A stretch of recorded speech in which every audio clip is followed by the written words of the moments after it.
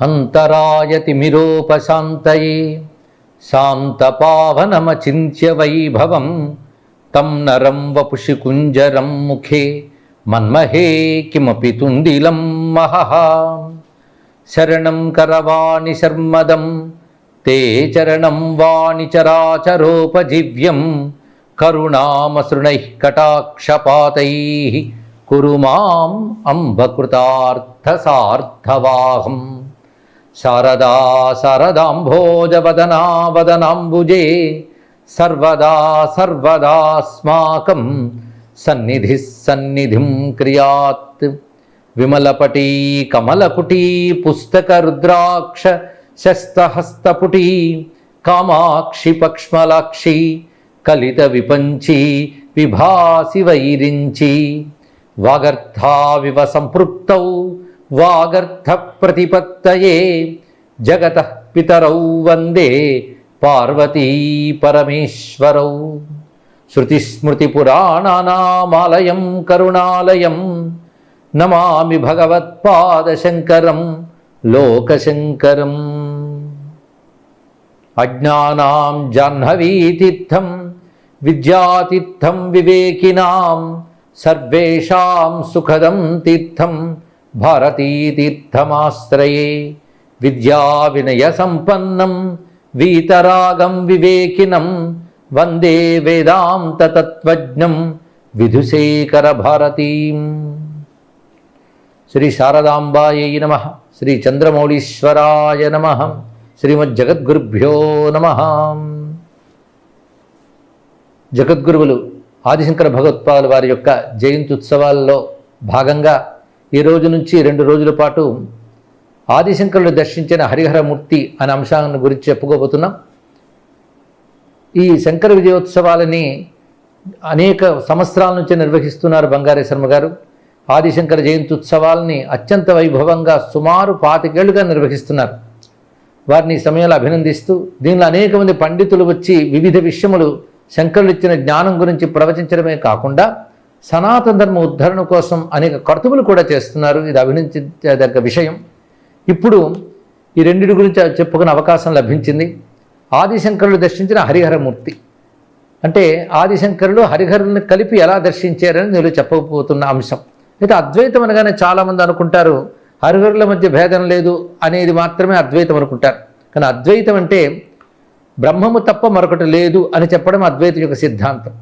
అయితే బ్రహ్మము కానీ జీవుడు జగత్తు ఉన్నట్టుగా కనబడుతోంది అంటే అది అజ్ఞాన ప్రకల్పితం గనక అవిద్య వల్ల కనబడుతున్న భేదం సత్యం ఎలా అవుతుంది?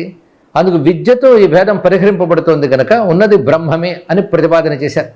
అయితే వ్యవహారంలో ఉపాధి తాదాప్యం ఉన్నంత కాలం జీవుడు ఈశ్వరుడు భేదం ఉంటుంది. అక్కడ ఈశ్వరుడు మాయోపాధి, జీవుడు అవిద్యోపాధితో ఉంటారు కనుక ఆ భేదాన్ని తొలగించుకునేది విచారణ ద్వారా. ఆ విచారణ కూడా సద్గురువుని ఆశ్రయించి ఉపనిషద్వాక్యములను విచారణ చేయాలి. అయితే దీనికి అందరికీ కూడా సాధ్యం కాదు, అర్హత కూడా రాదు. తత్పూర్వం చేయవలసింది ఆదిశంకర భగవత్పాదుల వారే చెప్పినట్లుగా వేదో నిత్యమధీయతాం తదుదితం కర్మస్వనుష్ఠీయతాం తేనేసస్య విధీయతాం. ఈ 3 వాక్యములు చెప్పుకుంటే గీతాసారం మనకు అర్థమవుతుంది. మనవైన సనాతన ధర్మ గ్రంథాలను అధ్యయనం చేయాలి, అందులో చెప్పిన సత్కర్మలు ఆచరించాలి, అది ఈశ్వరార్పణ బుద్ధితో ఆచరించాలి. ఈ 3 చేయడమే ప్రధానమైనటువంటి సాధన. ఆ 3 కూడా తత్వార్థి చేసినప్పుడు 2 విధములు ఉంటాయి, కామార్థి తత్వార్థి అని. లౌకికమైన కోరికలు ఉన్నటువంటి వారు ఎలాగూ శాస్త్రం చెప్పిన సత్కర్మలే చేయాలి, దాని ద్వారా అభిష్టాలు పొందాలి. 100కి 99% అలాగే ఉంటారు. ముక్తి కావాలని ముముక్షు మాత్రం ఏం చేస్తారంటే ఈ కర్మల్ని విడిచిపెట్టడు, ఇవి నిష్కామంగా భగవదర్పణ బుద్ధితో చేస్తాడు, తత్వదృష్టితో చేస్తాడు. అప్పుడు తత్వ విచారణ చేస్తూనే ఈ సత్కర్మలు చేసినప్పుడు అది నిష్కామ కర్మ అవుతుంది. అహంకారము ఫలత్యాగము, అహంకార రాహిత్యము ఫలత్యాగము 2 సిద్ధిస్తాయి. ఇప్పుడు వీటిని దృష్టిలో పెట్టుకుని సాధన చేయాలి. అందుకే సాధన దశలో కర్మని ఉపాసనను కూడా అంగీకరిస్తారు. ఎందుకంటే వేద ధర్మాన్ని ప్రతిష్ఠ చేయడానికి వచ్చారు ఆదిశంకర భగవత్పాదుల వారు. కేవలం అద్వైత మతాన్ని స్థాపించడం మాత్రమే కాదు, అద్వైతం పరమగమ్యంగా చెప్పారు. కానీ సాధనకు కావలసినటువంటి కర్మ ఉపాసన వీటన్నిటి కూడా సృష్టిపరిచారు ఆదిశంకరులు. అందుకే ఉపాసనాపరమైనటువంటి అంశములని కర్మపరమైన అంశములు కూడా బోధన చేశారు. తాను పరిత్యాగి అయినప్పటికీ కూడా, సన్యాసాశ్రమంలో ఉన్నప్పటికీ కూడా సాధకులను ఉద్దేశించి అనేక విషయములు తెలియజేశారు. ఉపాసన అనేది కూడా రెండు రకాలుగా ఉంటుంది. అది కర్మాంగంగా ఒకటి, జ్ఞాన సహకారిగా ఒకటి. జ్ఞానంలో ఏ బ్రహ్మమును మనం తెలుసుకుంటున్నామో ఆ బ్రహ్మమనే సగుణ బ్రహ్మముగా ఉపాసనలో మనం స్వీకరిస్తాం. బ్రహ్మం ఎప్పుడు ఒకటే, రెండు కాదు కదా. అందుకే ఏకం అద్వితీయం బ్రహ్మ అన్నారు. ఆ బ్రహ్మము ఉపాసనా కార్యార్థం బ్రహ్మణో రూపకల్పన అని ప్రసిద్ధి చెందిన వాక్యం ఉన్నది. అప్పుడు సగుణ బ్రహ్మముగా ఉపాసన చేసినప్పుడు ఒక రూపము, ఒక నామము, ఒక అర్చా విధానం ఏర్పడుతుంది. ఇది సాధకుడికి ఉపకరించడానికి పెద్దలు ఏర్పరిచిన పద్ధతి. అయినప్పటికీ దీని భేదవాదం కింద తీసుకుంటారు కలి ప్రభావం చేత. బ్రహ్మమును సగుణ బ్రహ్మకు ఉపాసించేటప్పుడు విష్ణువుగా ఉపాసించడం కొందరు, శివునిగా ఉపాసించడం కొందరు. ఇది రెండు ప్రసిద్ధిగా మనకు తెలుసు. ఇది కాకుండా శక్తి ఉపాసన ఉన్నది, గణపతి ఉపాసన ఉన్నది, సుబ్రహ్మణ్య ఆరాధన కూడా ఉన్నది. ఇవన్నీ కలిపితే మనం షణ్మతాలు అని అంటూ ఉంటాం, సూర్యారాధనతో కూడా కలుపుకుని. అయితే ఈ షణ్మతములు కూడా ఒకే బ్రహ్మమును సంబంధించిన అంశము అనే విషయం ఉపనిషత్ సంస్కారం ఉన్న వాళ్ళకి తెలుస్తుంది. ఎందుకంటే సగుణ బ్రహ్మముగా ఉపాసిస్తున్నామంటే ఆ బ్రహ్మమును ఈ రూపంతో చూపిస్తున్నాం. అయితే సగుణ బ్రహ్మ ఉపాసనకు వచ్చేటప్పటికల్లా విష్ణువుని సగుణ బ్రహ్మంగా ఉపాసించేటప్పుడు ఆయనే సర్వస్వం అనిపిస్తుంది, ఆయన మించి మరొక తత్వం లేదు అనిపిస్తుంది. అలాగే శివోపాసకులకు శివుణ్ణి మించి మరొక తత్వం లేదు అనిపించడం కూడా సహజమే. ఎందుకు అలా అనిపిస్తుంది అంటే, దేనిని మించి మరొక తత్వము లేదో దానిని వాడు విష్ణు రూపంలో ఉపాసిస్తున్నాడు కనుక విష్ణువే అన్నిటినీ మించినవాడు అనిపిస్తుంది. ఆ తత్వాన్ని శివుడికి ఉపాసన చేస్తున్నాడు కనుక శివుడే అన్నిటిని మించినవాడు అనిపిస్తుంది. అయితే నామరూపాల దగ్గర ఆగిపోతే భేదవాదం వస్తుంది తప్ప, వాటి అర్థ విచారణ, తత్వ విచారణ చేస్తే మాత్రం అన్నీ ఒకే బ్రహ్మమును చెప్తున్నాయని స్పష్టమైపోతుంది. ఇది విష్ణువు అంటే సర్వవ్యాపకుడు, శివుడు అంటే శుద్ధమైనవాడు, శాంతమైనవాడు. ఈ రెండు బ్రహ్మ లక్షణాలే కదా. శుద్ధమైనది, త్రిగుణాతీతమైనది శివం అంటారు. బ్రహ్మం యొక్క లక్షణమే అది. అదేవిధంగా విష్ణు అంటే సర్వవ్యాపకము, అది కూడా బ్రహ్మమును తెలియజేస్తున్నది. ఇలాగా మనం ఉపాసించేటటువంటి దేవతల పేర్లన్నీ పరబ్రహ్మ అర్థంలోనే పర్యవసిస్తూ ఉన్నాయి. ఈ స్పృహతో మనం ఏ దేవతారాధన చేసినా సరిపోతుంది. అందుకే అందరూ అద్వైత సిద్ధులు కాకపోయినా అద్వైత సంస్కారంతో ఉన్నట్లయితే మొత్తం సనాతన ధర్మం అంతా సమన్వయింపబడుతుంది, సామరస్యం ఏర్పడుతుంది. ఇది తెలుసుకోవాలి. అందుకే ఆదిశంకరులు చూపించిన అద్వైతం తాను తయారు చేసింది కాదు, ఉపనిషత్తుల్లో ఉన్నటువంటిదే. అదేవిధంగా బ్రహ్మమును సగుణ బ్రహ్మము ఉపాసించేటువంటి ఉపాసనా విధానాలు కూడా ఉపనిషత్తు చెప్తున్నది. ఉపనిషత్తు యొక్క లక్షణము బ్రహ్మము గురించి ప్రతిపాదించడమే.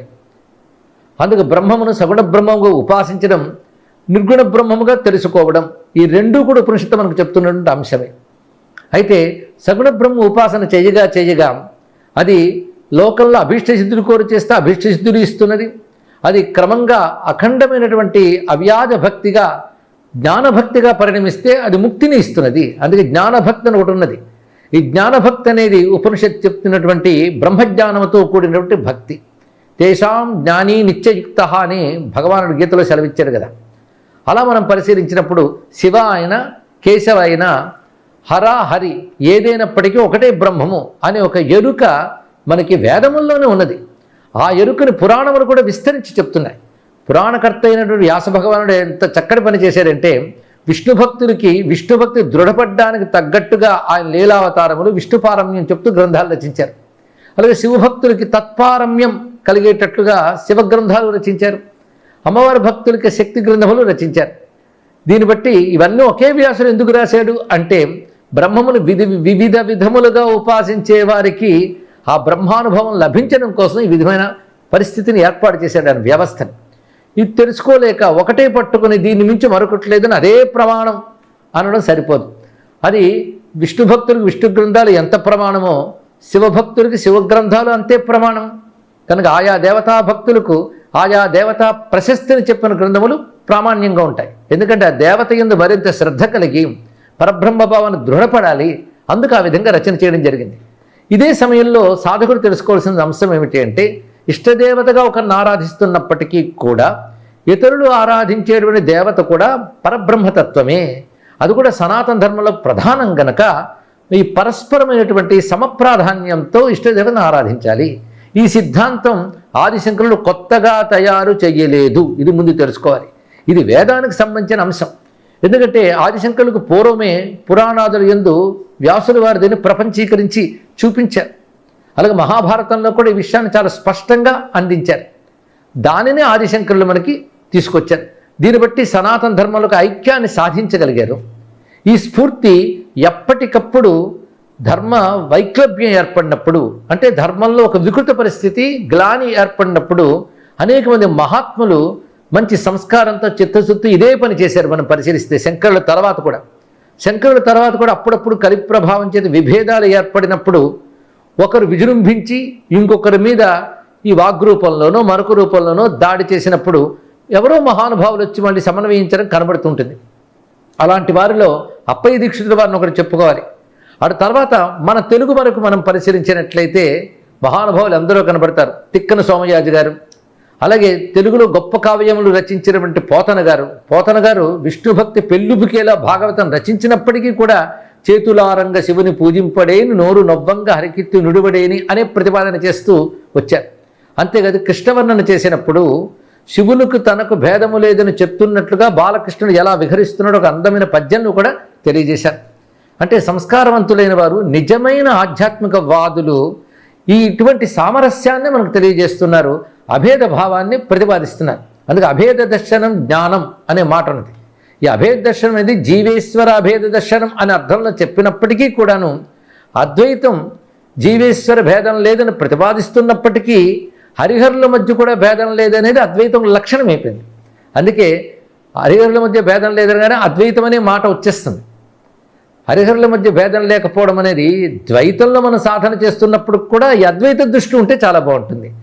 గొప్ప మాట ఏంటి తెలుసుకోవాలంటే, ఎవడు నిజమైన వైష్ణవుడు అంటే శివుడిలో కూడా విష్ణువును చూడగలిగితే వాడు వైష్ణవుడు, విష్ణువులో కూడా శివుడిని చూడగలిగితే వాడు శైవుడు.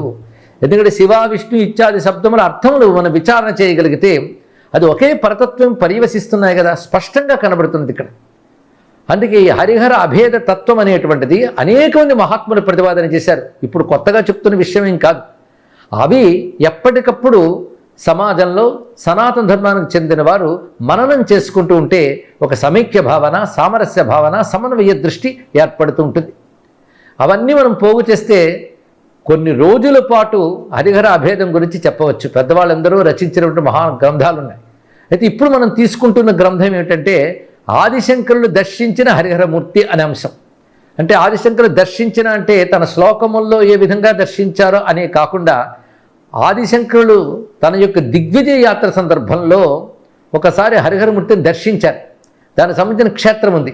అంటే శంకరులు దర్శించేటప్పటికే ఆ క్షేత్రం ఉన్నది అంటే హరిహర అభేద తత్వం ఆదిశంకరులు కొత్తగా తీసుకురాలేదు, అప్పటికే ఉన్నది.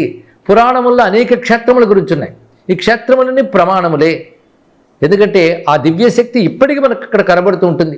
అనేక మంది మహాత్ములు, మహర్షులు, దేవతలు అక్కడ సాధన చేసి పరమేశ్వర స్వరూపాన్ని అక్కడ సాక్షాత్కరింపజేసుకున్నారు కనుక అలా వాళ్ళు ప్రత్యక్షం చేసుకున్న పరమేశ్వరునికి శక్తి అక్కడ కేంద్రీకృతమై ఉంటుంది. అలాంటి క్షేత్రాలు ఆసేతు, సీతాచలం భారతదేశంలో చాలా ఉన్నాయి.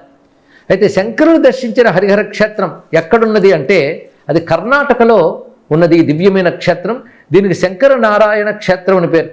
ఆ గ్రామానికే శంకరనారాయణ గ్రామము అని చెప్తారు. ఇది ఉడిపి జిల్లాలో ఉన్నది. సహ్యాద్రి పర్వతాల సంబంధించిన లోయలో ఉన్నది. ఇది అరేబియా సముద్రానికి ఒక 25 కిలోమీటర్ల దూరంలో ఉన్నది అని కూడా చెప్తారు. దీన్ని పరశురామ క్షేత్రం అని వ్యవహరిస్తారు. ఈ శంకరనారాయణ క్షేత్రం గురించి పద్మపురాణంలో పుష్కరకాండ అనే చోట చాలా వివరంగా ఉన్నది. ఇంకా తమిళనాడులో తెన్కాశి అనే క్షేత్రం ఉంది. అది కూడా హరిహర క్షేత్రం. అక్కడ అమ్మవారు గోమతి అనే పేరుతో ఉంటుంది. ఇది కూడా పురాణోక్తమైనటువంటి క్షేత్రమే. అయితే ఈ స్ఫూర్తితో హరిహర క్షేత్రాలు చాలా వెలసాయి భారతదేశంలో. తర్వాత ప్రతిష్ఠ చేసినవి అలా చెన్నై నగరంలో ఉంది, హైదరాబాద్లో ఉంది. హరిహర క్షేత్రంలో చాలా ఉన్నాయి. అయితే ఒకే ఆలయ ప్రాంగణంలో హరికి ఒక మందిరం, హరునికో మందిరం కట్టి ఇది శివ విష్ణు మందిరం అనడం కూడా కనబడుతుంటుంది. అయితే హరిహరులు కలిసి ఒకే మూర్తిగా ఉన్న క్షేత్రం గురించి ఇప్పుడు మాట్లాడుతున్నాం. అలాంటి దాంట్లో తమిళనాడులో తెన్కాశీలో ఆ ప్రాంతానికి సమీపంలో ఉంటే హరిహర క్షేత్రం ఒకటి, దాన్ని శంకరనారాయణ అంటారు. అలాగే కర్ణాటకలో ఉన్న శంకరనారాయణ క్షేత్రం, ఇది ఆదిశంకరులు దర్శించారు. ఎందుకంటే వారు గోకర్ణాన్ని దర్శించి వస్తూ హరిహర క్షేత్రాన్ని దర్శించారు, శంకరనారాయణ క్షేత్రాన్ని దర్శించారు అని శంకర విజయ గ్రంథాలు మనకు చెప్తున్నాయి. కానీ గోకర్ణ సమీపంలో ఉన్నది అంటే కర్ణాటకలో ఉన్నదే ఇక్కడ గ్రాహ్యం అవుతున్నది. ఇందాక చెప్పినట్లుగా ఉడిపి జిల్లాలో ఉన్నటువంటిది. ఉడుపి జిల్లాలో మొత్తం పరశురామ క్షేత్రం అని చెప్తే 7 ఉంటాయి. ఈ 7 ఆ పరశురామ ప్రతిష్ఠితములు లేదా పరశురాముడు తపస్సు చేసిన చోట్లో అని చెప్పాలి. అవి సుబ్రహ్మణ్య క్షేత్రం ఒకటి, ఉడిపి ఒకటి, కుంభకాశి అని ఒకటి, కోటేశ్వర క్షేత్రము, కొల్లూరు క్షేత్రము, గోకర్ణ క్షేత్రము, శంకరనారాయణ క్షేత్రం. ఈ 7ంటికి ఎలాంటి ప్రసిద్ధి అంటే అయోధ్య, మధురా, మాయా, కాశీ, కాంచి, అవంతిక, పురి, ద్వారవతి చైవ సప్తైధ మోక్షపట్టణా అని ఉంది కదా. ఆ 7 ఎలా మోక్షపట్టణాలో ఈ 7 అలా మోక్షపట్టణాలు అని మనకి పుష్కరకాండలో కనబడుతున్న అంశం. ఇక్కడ క్రోడగిరి అని ఒక పర్వతం ఉంది. క్రోడ మహర్షి ఇక్కడ తపస్సును ఆచరించి, ఆ తపస్సు ఎలా చేశారంటే హరిహరుల్ని కలిపి ఒకటిగా తపస్సు చేశారు. పూర్వకాలంలో ఇప్పుడు అత్రి బ్రహ్మమును తపస్సు చేస్తూ ఉంటే బ్రహ్మ, విష్ణు, రుద్రులు ముగ్గురు ప్రత్యక్షమయ్యారు. అప్పుడు అత్రి అడుగుతాడు, నేను ఎవరిని ఉద్దేశించి తపస్సు చేస్తున్నానో అతడు మీ ముగ్గురులో ఎవరు అన్నాడు. నువ్వు ఎవరిని ఉద్దేశించి తపస్సు చేస్తున్నావో ఆ బ్రహ్మమే మీ ముగ్గురుము అని చెప్పారు వాళ్ళు ముగ్గురు. అలాగే ఇక్కడ హరిహరుడు ఉభయుల్ని స్తుతించి వారిని ఉద్దేశించి తపస్సు చేశాడు క్రోడ మహర్షి. ఒక అసుర సంహారం కోసమే చేశాడని కూడా పురాణం చెప్తున్నది. 2 అసురుల్ని సంహరించడానికి వచ్చారట. అప్పుడు హరిహరులు ఉభయులు కలిసి ఏకరూపంగా వచ్చారు అని చెప్తారు. ఇది హరిహరాత్మజుడు అని అయ్యప్ప కథ కాదు, హరిహరాత్మకమైనటువంటి మూర్తి గురించి మనం చెప్పుకుంటున్నాం. ఇది స్పష్టం చేసుకోవాలి. హరిహర ఆత్మజుడు అంటే అయ్యప్ప వేరే ఒక స్వరూపంతో వచ్చాడు, కానీ ఇది అలాంటిది కాదు. హరిహరులు కలిసి ఒకే రూపంగా ఉన్నటువంటిది. ఇది ఎలా ఉంటుందంటే అర్ధనారీశ్వర స్వరూపం ఎలా ఉంటుందో అలాగా వామభాగం వైపు విష్ణువు, దక్షిణ భాగం వైపు శివుడు ఉన్నటువంటి స్వరూపం. ఇది శంకర నారాయణమూర్తి లేదా హరిహరమూర్తి. ఇది ఉపాసనలో కూడా ఉన్నది. ఇది ఆగమాల్లో, కొన్ని శైవాగమాల్లో మనకు కనబడుతుంది. హరిహరాద్వైతమూర్తి అంటారు. దీనికి సంబంధించినటువంటి విధానములు కూడా ఉన్నాయి. ఇది సాక్షాత్కరింపజేసుకున్న మహానుభావులు కూడా ఉన్నారు. ఆ మహానుభావులు మన తెలుగువారికి మహాభారతంలో 15 పర్వాలు ఒంటి చేతి మీద రచించిన తిక్కన సోమయాగం చేసిన మహానుభావుడు ఆయన వైదిక దృష్టి. కనుక ఇది ద్వైతమా పక్కన పెట్టి వైదిక దృష్టి ఉంటే అభేదభావం తప్పకుండా అంగీకరిస్తాం. ఆ మహానుభావుడు సాక్షాత్కారమైంది. ఆయన భారత రచన మొత్తం చేసి 15 పర్వాలు పూర్తి చేసి విశ్రాంతి తీసుకుంటున్న సమయంలో స్వప్న భూమిక వంటి ఒక సూక్ష్మ భూమికలో హరిహరులు ఉభయులు కలిపి ఆయనకు సాక్షాత్కరించారు. సాక్షాత్కరించడమే కాదు, చిన్నప్పుడు నువ్వు రచించిన ఒక శ్లోకం మాకు గుర్తుందయ్యా అన్నారు. ఆ శ్లోకం గుర్తు చేసుకుని కిమస్థిమాలాం కిం కౌస్తుభం వా కిం కాలకూటం కిం వా యశోదాస్తన్యం తవ స్వాదువద ప్రభోమే అని శ్లోకం చిన్నప్పుడు రచించో అది వాళ్ళకి నచ్చింది. ఇప్పుడు నీ మహాభారతాన్ని వాళ్ళు అంకితం తీసుకోవాలనుకుంటున్నారు అని వీళ్ళ నాన్నగారు వచ్చి చెప్తే అప్పుడు హరిహరుల వరకు సాక్షాత్కరించారు. మహాభారతాన్ని అంకితం తీసుకున్నారు. అప్పుడు తాను చూసిన హరిహరమూర్తి ఎలా ఉన్నాడో ఆయన వర్ణించాడు. వర్ణించడమే కాదు, వారి ఉభయుల్ని కలిపి ఉపాసించడం వైదికమైన సంస్కారం చక్కగా చెప్పాడు. శ్రీయన గౌరీ నా బరగు చెల్వకు చిత్తము పల్లవింప భద్రాయతమూర్తి అయి హరిహరంబగు రూపము దాల్చి విష్ణు రూపాయ నమశివాయ అని పల్కెడి భక్తజనంబు వైదిక ధ్యాయతకిచ్చమెచ్చు పరతత్వము గొల్తున అభీష్ట సిద్ధికిన్ అని ఓ నాంది పద్యాన్ని అందించారు ఆయన. తాను ప్రారంభించి రచిస్తూ విరాట పర్వంలో మొదట ఈ పద్యాన్ని తెలియజేశారు. ఇక్కడ గమనించవలసిన అంశం ఏంటంటే శ్రీ విష్ణురూపాయ నమశివాయ అని పల్కెడి భక్తజనంబు విష్ణురూపాయ నమశివాయ అని మాట ఉన్నది. ఇది ఎక్కడున్నది అంటే యజుర్వేద సంబంధమైన స్కందోపనిషత్తులో ఈ మంత్రం కనిపిస్తున్నది. ఇదే సంధ్యావందన మంత్రాల్లో మనం స్వీకరిస్తున్నాం. శివాయ విష్ణురూపాయ శివరూపాయ విష్ణవే శివస్య హృదయం విష్ణు విష్ణోశ్చ హృదయం శివ యథా శివమయో విష్ణు ఏవం విష్ణుమయ శివ యథాంతరం నపశ్యామి తథా మే స్వస్తిరాయిషి. ఇది త్రిసంధ్యల్లోనూ చెప్పుకుంటాం. అంటే 3 సంధ్యలు ఒట్టి పెట్టుకుంటాను. వాళ్ళు ఉభయుల మధ్య భేదం చూడనంత వరకే నా ఆయుష్ యందు శుభముండుగాక అని అంటున్నాం. అంటే భేదం చూపిస్తే ఎంత దోషమో కూడా తెలుస్తున్నది కదా. అయితే భేదవాతలు ఏమంటారంటే ఇది ఎవరో ప్రక్షిప్తం చేశారు అంటారు. ఆఖరికి లేదయ్యా బాబు యజుర్వేదీయమైన స్కందోపనిషత్తులు ఉందంటే ఉపనిషత్తే ప్రక్షిప్తం అనడానికి కూడా సిద్ధంగా ఉంటారు. మనకు నచ్చనివన్నీ ప్రక్షిప్తాలు అనుకుంటూ ఉంటే ఎన్నో తీసేసి వచ్చేది వేరే విషయం. ఒక్కొక్క సిద్ధాంతకర్త వచ్చి ఒక్కొక్కటి తీసేస్తే చివరికి ఏమీ మిగలదు. ఇక్కడ ఆలోచించవలసిన మరొక అంశం ఏంటంటే శ్రీ విష్ణు రూపాయ నమ శివాయ అనే మంత్రం చాలా విశేషమైనది. ఇది హరిహరుల మధ్య భేదం చూపకండి అని చెప్పడం కోసం వేదమాత చెప్పలేదు. ఇందులో వైదిక దృష్టిలో ఇలాంటి అల్పదృష్టి ఉండనే ఉండదు. ఎందుకంటే హరి ఒక దేవత, హరుడు ఒక దేవత అని కాదు, బ్రహ్మము గురించి ప్రతిపాదన చేస్తున్న వేదం ఒకే పరమేశ్వరుని తెలియజేస్తుంది. ఆ పరమేశ్వరుని వివిధ నామాలతో వివిధ రూపాలతో ఉపాసన చేస్తున్నామనేది వేద హృదయం. అందువల్లనే సనాతన ధర్మానికి గౌరవం ఏర్పడింది, తెలుసుకోవాలి. స్వామి వివేకానంద వెళ్ళి మన దేశం గొప్పతనం చెప్పేటప్పుడు, హిందూ మతం గొప్పతనం చెప్పేటప్పుడు ఏమన్నారంటే, వివిధ మార్గాల్లో ఒకే పరమాత్మను ఉపాసిస్తున్నారని చెప్పినందుకు హిందూ మతం గొప్పదని చెప్పాడు. మళ్ళీ మనం దానిలో భేదం చూపిస్తే ఇంక హిందూ మతం గొప్పతనం ఎలా తెలుస్తున్నది? అందుకే ఇటు వైష్ణవం, అటు శైవం, అటు శాక్తేయం అన్నీ వర్ధిల్లాలి, భేద దృష్టి లేకుండా అన్ని పుష్టిగా ఉండాలి అని మనం కోరుకోవాలి. అదే పెద్దవాళ్ళందరూ చేసినటువంటి పని. శ్రీ విష్ణు రూపాయ నమశివాయ అనే మాటలో విష్ణురూపుడైన శివునికి నమస్కారము అని అర్థం. అది శివరూపాయ విష్ణువే అలాగొంత తర్వాత వాక్యం. అయితే ఇందులో ఉన్న భావం మనం పరిశీలిస్తే ఇద్దరు దేవతల మధ్య అభేదం చెప్పడం కాదు, బ్రహ్మతత్వ ప్రతిపాదన ఈ మంత్రంలో కనబడుతుంది. అది ముందు మనం పరిశీలిద్దాం. ఈ ఆదిశంకరుల జయంతి ఉత్సవాల్లో భాగంగా అటువంటి జ్ఞాన దృష్టితోనే మనం పరిశీలించాలి.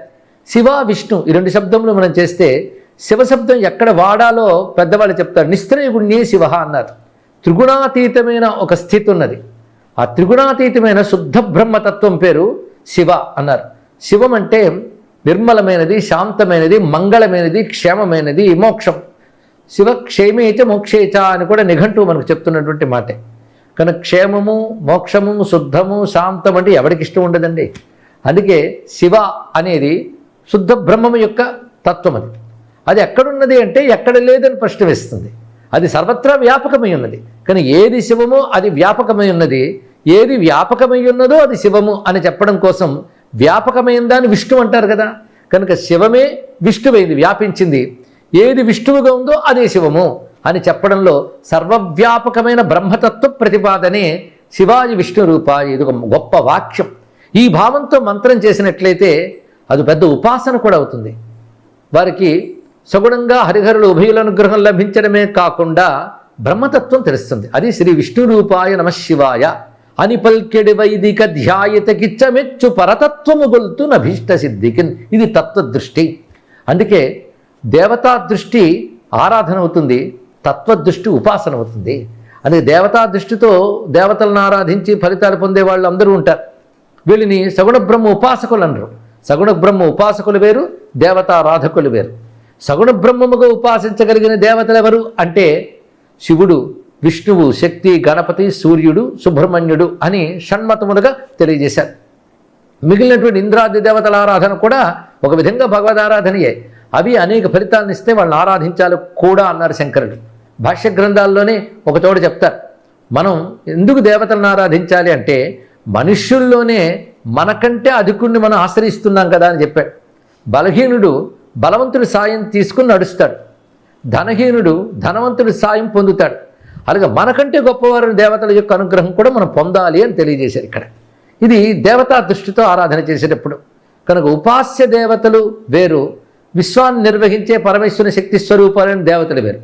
ఉపాస్య దేవతలు అంటే సగుణ బ్రహ్మము అని అర్థం ఇక్కడ. అలా హరిహరుల అభేదమూర్తి అనేది ఒక ఉపాసనా పద్ధతిలోనే మనకు కనబడుతుంది. ఒకే దాని యందు రెండు చూడటం. దీనికి సంబంధించి కొన్ని పురాణములు, కొన్ని ఆగమ ప్రమాణాలు చాలా ఉన్నాయి. అవి ప్రధానంగా పరమేశ్వరుడిలో ఒక భాగం, వామభాగం అంతా విష్ణుతత్వం అని చెప్తున్నారు. అంటే అర్ధనారీశ్వర తత్వంలో వామభాగంలో ఎవరున్నారు? అమ్మవారు ఉంటారు, కుడివైపు అయ్యవారు ఉంటారు. ఇదే కదా అర్ధనారీశ్వర తత్వం. అయితే అమ్మవారు ఎవరు అంటే యా ఉమా సా స్వయం విష్ణు అని యజుర్వేదీయమే రుద్రహృదయోపనిషత్తు మనకు చెప్తున్నది. ఉమాదేవి ఎవరంటే విష్ణు స్వరూపమే. ఇది ఉపాసన రహస్యం తెలిస్తే తెలుస్తుంది. పైన స్థూలంగా చూసే వాళ్ళకి ఇది అర్థమయ్యే అంశం కాదు, లోతుగా ఆలోచిస్తే గమనించవచ్చు. ఇదే విషయాన్ని పురాణం కూడా చెప్తూ పుంరూప విష్ణు విగ్రహ అని చెప్పింది. అమ్మవారు పురుష రూపం ధరిస్తే విష్ణువు, అందుకే వారిద్దరికి సోదర సంబంధం చెప్పడానికి అది కారణం. అయితే శివుల్లోనే ఆ రూపాన్ని పెట్టడంలో ఉద్దేశం ఏంటంటే వాళ్ళు రెండు కారు, ఒకటి రెండుగా కనబడుతుంది అని చెప్పడం. కానీ అర్ధనారీశ్వరతత్వం ఏదంటున్నామో హరిహరతత్వం కూడా అదే అనుకోవచ్చు. హరిహరాత్మక జగత్తు ఒక మాట కూడా ఉన్నది. హరిహరాత్మక జగత్తు అన్నప్పుడు ఉపాసన పరంగా చూస్తే జల లక్షణం, చల్లని లక్షణం అంతా విష్ణుతత్వం జల లక్షణంగా చెప్తారు, శివతత్వం అగ్ని లక్షణంగా చెప్తారు. ఈ అగ్నిశోమాత్మక తత్వమే ఈ హరిహర మూర్తిలో కూడా గోచరిస్తున్నది అని ఒక మర్మం కనబడుతుంది. ఇలా మనం భావన చేస్తే ఇది శాస్త్రీయమైన భావనే. ఇలా హరిహరుల్ని కలిపిన ఒక మూర్తిని దర్శించి ఆరాధన చేసేటప్పుడు ఆదిశంకరులు ఏ విధంగా ఆ క్షేత్రానికి వెళ్ళారు అని విద్యారణ్యుల వారు శంకర విజయంలో వర్ణిస్తున్నారు. ఆ క్షేత్రానికి వెళ్ళి ఆదిశంకరులు హరిహరమూర్తిని స్తుతించారు అని విద్యారణ్యుల వారు శ్లోకాలు రాశారు. అంటే ఈ శ్లోకాలు శంకరులు రచించారా అని అంటే రచించారని చెప్పలేం. విద్యారణ్యుల వారు శంకరులు ఇలా స్తుతించారు అని ఆయన స్తుతి చేశారు. అయితే విద్యారణ్యులు శంకరులు ఇలా స్తుతించారని చెప్పారు కనుక ఇది శంకర కృతం అనుకుంటే తప్పులేదు. ఎందుకంటే విద్యారణ్యులు కూడా శృంగేరి పరంపరలో వచ్చినటువంటి 12వ పీఠాధీశ్వరులు కదా, వారు శంకరులే, కానీ శంకరకృతమే అది కూడా.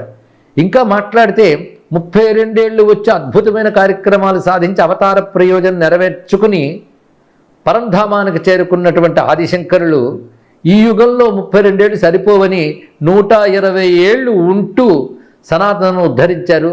ఆయన విద్యారణ్యులు అని తెలుసుకోవాలి ఇక్కడ. అందుకే విద్యారణ్య స్వామి వారు ఈ 10 శ్లోకాలు రచించారు అనుకున్నా, ఆదిశంకరులు రచించారని విద్యారణ్యుల వారు రచించారన్నా పర్వాలేదు. ఏదేమైనప్పటికి కూడా ప్రతివారు అనుసంధానం చేసుకోవాల్సినటువంటి గొప్ప శ్లోకములు ఇవి. అంటే హరిహరులు భయుల్ని కూడా ఈ శ్లోకాలతో మనం నమస్కరించుకోవచ్చు, స్తోత్రం చేసుకోవచ్చు. అలాంటి ఈ శ్లోకాల్లో అద్భుతమైన కవితా రీతిని చూపించారు. వ్యంగ్య వైభవం, ధ్వని వైభవం, ఏవైతే కవితా లక్షణాల అలంకారికులు చెప్తూ ఉంటారో అవన్నీ ఇందులో ఉన్నాయి. ఆ మాటకొస్తే విద్యారణ్య విరచి శంకర విజయం గురుముఖత కావ్యపాఠంలో చెప్పించుకోవాలండి. పంచకావ్యాలు అలా చెప్పుకుంటారో ఈ 15 సర్గల శంకర విజయాన్ని కూడా ఆ విధంగా చెప్పుకుంటే గొప్ప కవి పండితుడు అయిపోతాడు అతడు, అందులో సందేహం లేదు. అద్భుతమైన వృత్తాలు రచించారు. వాటిల్లో శబ్దాలంకారాలు, అర్థాలంకారాలు, ఒకవైపు గంభీరమైన తత్వార్థాలు, ఒకటేమిటి ఒక మహాకావ్యం అది. అందుకే అందులో ఒక్కొక్క అంశం తీసుకుని చెప్పుకున్నా మధురంగా ఉంటుంది. ఒకప్పుడు ఇవన్నీ కలిపి చెప్పుకోవడం కూడా జరిగింది జగద్గురుల అనుగ్రహంతో. ఇప్పుడు ఈ భాగం తీసుకుంటున్నాం.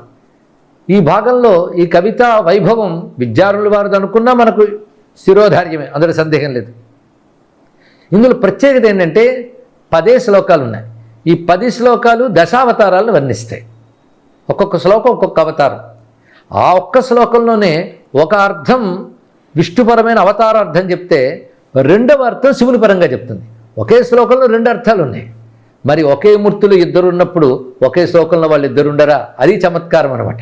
కానీ ఈ శ్లోకాలు 10వ దగ్గర పెడితే ఇదొక హరిహరమూర్తిగా కనబడుతుంది. కనుక ఒకవైపు చూస్తే స్పష్టంగా ఇది విష్ణువు యొక్క అవతారాన్ని వర్ణిస్తురా అని అనిపిస్తుంది. మళ్ళీ ఆ పదాన్నే మరొక అర్థంలో చూస్తే శివుడు కనబడతాడు. అలాగా హరిహరులను కలిపి చూపించారు. హరి మీద ఒకటి, హరుని మీద ఒకటి కాకుండా ఒకే శ్లోకం ఇద్దరి పేరు రచించిన ఇందులో ఉన్నటువంటి ప్రత్యేకత. అలాంటి రసవంతమైనటువంటి శ్లోకములు మనం ఇప్పుడు వినబోతున్నాం. అయితే ఇది రచించిన సందర్భాన్ని చెప్తూ గుణత్రయాతీత విభావ్యమిత్తం గోకర్ణనాథం వచసార్చయిత్వా త్రిస్రస్రాత్రీస్త్యజగత్పవిత్రే క్షేత్రే ముదేశ క్షిపతి స్మ కాలం అని 12వ సర్గలో చెప్తున్నారు. గుణత్రయాతీతమైనటువంటి పరమేశ్వరుని యొక్క స్వరూపమే గోకర్ణంలో మహాబలేశ్వరుడు పేరుతున్నది. అటువంటి గోకర్ణనాథం వచసా అర్చయిత్వా, ఆ గోకర్ణనాథుణ్ణి దివ్యవాక్కులతో అర్చించి అక్కడ మొత్తం 3 రాత్రులు ఆ క్షేత్రంలో ఉన్నారు ఆదిశంకరుడు. క్షేత్రవాసంలో 3 రాత్రులకు ప్రత్యేకత ఉన్నది. అలాగే తిస్రస్సరాత్రీ పై ఎటువంటి క్షేత్రం అంటే జగత్పవిత్రే క్షేత్రే, సర్వజగత్తుని పవిత్రం చేయగలిగిన ఆ క్షేత్రమనందు ఉన్నారు. అటు నుంచి శంకరనారాయణ క్షేత్రానికి వెళ్ళారు. ఆ క్షేత్రం ఆ స్వామి ఎలా ఉన్నాడు అంటే వైకుంఠ కైలాస వివర్తభూతం హరన్నతాఘం హరిశంకరాక్షం దివ్యస్థలం దేశిక సర్వభౌమ తీర్థప్రవాసీ నచిరాదయాసీత్. గోకర్ణ నుంచి శీఘ్రంగానే వెళ్ళారు, పెద్ద ఆలస్యం కాలేదు. అంటే గోకర్ణానికి దగ్గర అని నచిరాదయాసీత్ అన్న మాటలో చెప్తున్నారు. అదేమిటంటే వైకుంఠ కైలాసాలలో ఉన్నటువంటి స్వరూపము నమస్కరించిన వారి పాపాలు పోగొట్టడంకై హరిశంకరాక్షం, హరిశంకర అనే పేరుతో వచ్చినది. అది దివ్యస్థలం. అలాంటి దివ్యస్థలానికి దేశిక సార్వభౌములు చేరుకున్నారు. దేశిక సార్వభౌములు అంటే దేశికులంటూ గురువు, గురువుల్లో సార్వభౌములు అంటే జగద్గురువులైన ఆదిశంకరులు చేరుకున్నారు. ఆ చేరుకుని స్తుతించారట. ఎందుకు స్తుతించారంటే భ్రమాపనోదాయ భిదావదానాం, ఒకటే మాట. భేదవాదులకు ఉన్నటువంటి భ్రమను తొలగించడానికై అని స్పష్టంగా చెప్పారు ఇక్కడ. భ్రమాపనోదాయ భిదావదానం అద్వైతముద్రామిహ దర్శయంతే. ఆరాధ్య దేవౌ హరిశంకరౌ సద్వ్యర్థాభిరిత్యర్చయతి స్మ వాగ్భిః ద్వ్యర్థాభిః ఇతి అర్చయతి స్మ వాగ్భిః. ఆరాధ్య దేవౌ హరిశంకరౌ, ఆరాధ్య దేవులైనటువంటి హరిశంకులను ద్వ్యర్థాభిః అంటే ద్వ్యర్థ అంటే రెండు అర్థములు కలిగినట్లుగా ద్వ్యర్థాభిరిత్యర్చయతి వాగ్భిః. ద్వ్యర్థి కావ్యములను కొన్ని ఉన్నాయి, అది మన తెలుగులో కూడా అద్భుతంగా వచ్చాయి. రాఘవ పాండవీయం కొన్ని గ్రంథాలు ఉన్నాయి. అలాగే సంస్కృతంలో కూడాను కొన్ని గ్రంథములు ఉన్నాయి. వాటిలో విశేషం ఏంటంటే ఒకవైపు కృష్ణార్థం మరొక రామార్థం వచ్చినట్లు రచించిన గ్రంథాలు కూడా ఉన్నాయి. ఇది అద్భుతమైన పాండిత్య ప్రకర్ష కవిత్వం ఉన్నవారు ఆ పని చేయగలరు. ఇప్పుడు ఈ 10 శ్లోకాల్లో ద్వ్యర్థాభిరిత్యర్చయతి స్మ వాగ్భిః అని అద్భుతంగా చెప్పారు. ఆ ద్వ్యర్థి అయినటువంటి శ్లోకాలు మనం తెలుసుకోబోతున్నాం. ఇందులో ఇంద్రవజ్ర ఉపజాతి ఇత్యాది వృత్తముల్ని వినియోగిస్తూ అద్భుతంగా 10 శ్లోకాలు రచించారు. ఈ 10 శ్లోకాలు నిత్యము మనం పారాయణ కూడా చేసుకోవచ్చు. నిత్యం కాకపోయినా అప్పుడప్పుడైనా చదువుకోవచ్చు. అప్పుడప్పుడు చదువుకోకపోయినా ఇప్పుడు జాగ్రత్తగా విన్నప్పటికీ కూడా హరిహరుల్ని మనం స్మరించుకోవచ్చు. కనుక శ్రద్ధగా ఈ శ్లోకాలను అనుసంధానం చేసుకుందాం. వంద్యం మహాసోమ కళా విలాసం గామాదరేణా కలయన్ అనాదిం మైనం మహః కించన దివ్యమంగీకుర్వన్ విభుర్మే కుశలాని కుర్యాత్. విభుర్మే కుశలాని కుర్యాత్. ఆ విభుడు అంటే ఆ భగవంతుడు మనకి ఎల్లవేళలా శుభములను ఇచ్చుగాక, కుశలముల్ని ప్రసాదించుగాక అని ఇందులో ఉన్నటువంటి ఆకాంక్ష. ఇక వర్ణిస్తున్నది మత్స్యావతారం. మత్స్యావతారం ఏంటంటే మహాసోమ కళా విలాసం గాం ఆదరేణా కలయన్ అన్నారు ఇక్కడ. మహాసోమకళా విలాసం, మహాసోమకళా విలాసం పదం ఇది తెలుసుకోవాలి. మత్స్యావతారం అని అందరూ సోమకాసుడు గుర్తొస్తాడు. ఈ సోమకుడు వేదాలను అపహరించి తీసుకెళ్ళిపోయాడు.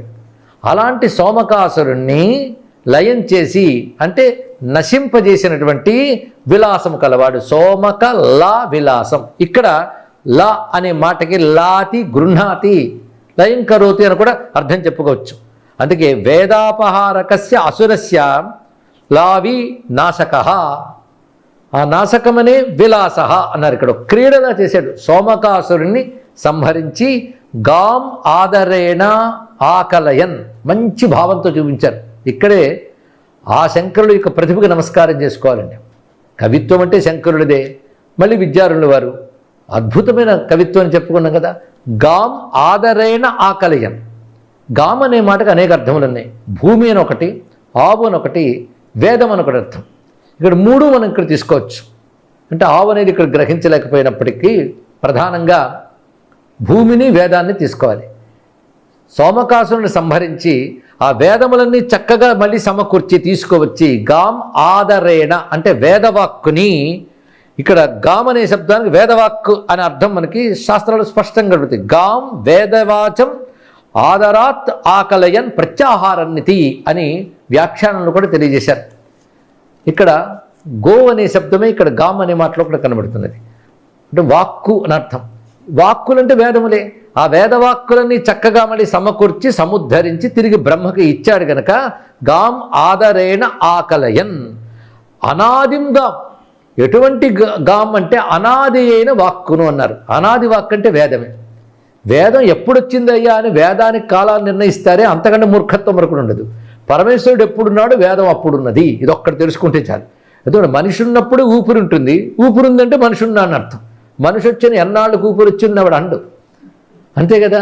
అలాగే యస్య నిశ్వసితం వేదాహ అన్నప్పుడు పరమేశ్వరుడు ఊర్పులే వేదములని వేదమే చెప్తోంది మనకి. ఇక్కడ పరమాత్మ యొక్క ఊర్పులు వేదములు అంటే పరమాత్మ ఎప్పుడున్నాడు, వేదము అప్పుడుంది. పరమాత్మ ఎప్పుడు ఉంటాడు, వేదం ఎప్పుడు ఉంటుంది, అది తెలుసుకోవాల్సింది.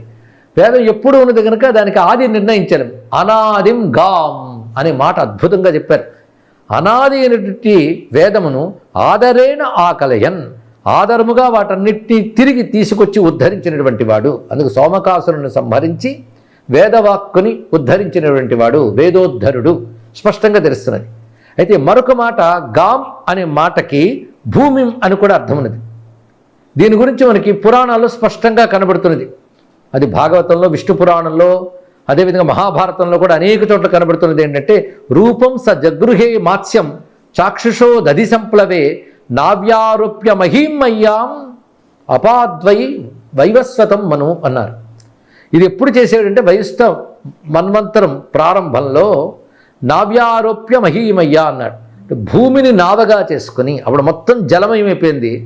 అప్పుడు భూమిని నావగా తీసుకుని ఆ మనువుని సప్తర్షుల్ని అందులో ఉంచి తర్వాత రాబోయేటటువంటి కల్పం కోసమని కొన్ని ఓషధుల్ని, కొన్ని బీజముల్ని నిక్షిప్తం చేయించి దాన్ని భద్రపరిచాడు.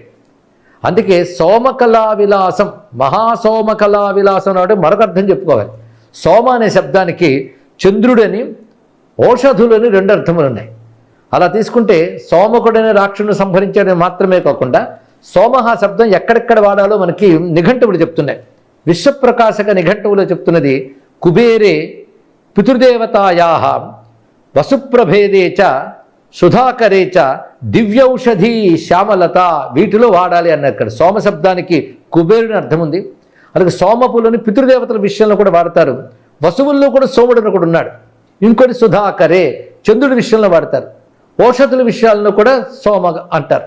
అందుకే ఇక్కడ మహాసోమకళా విలాసం అనే మాటకి గొప్ప గొప్ప ఓషధులన్నింటినీ కూడాను సమీకరించి వాటితో పాటు గాం ఆధారైన ఆకలయన్ అనాదిం అన్నప్పుడు వేదములను ఉద్ధరించడంతో పాటు భూమిని ఆధారముగా సమకూర్చాడు, అంటే నౌకగా మార్చుకున్నాడు అనేటువంటి విషయం స్పష్టమవుతుంది.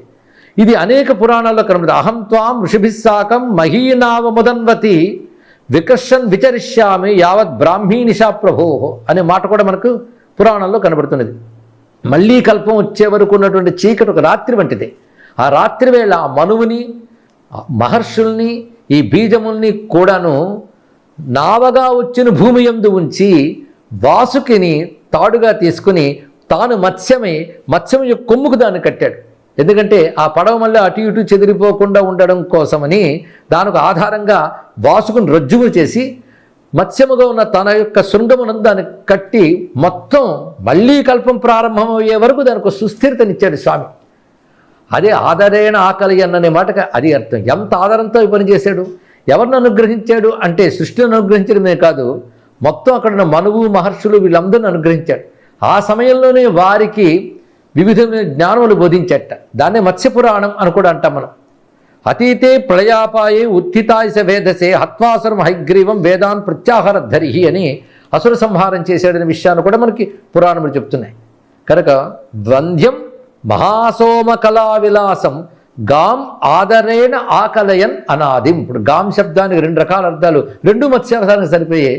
సోమకళ అనే దానికి రెండు రకాల అర్థాలు, అది మత్స్యావసరానికి సరిపోయాయి.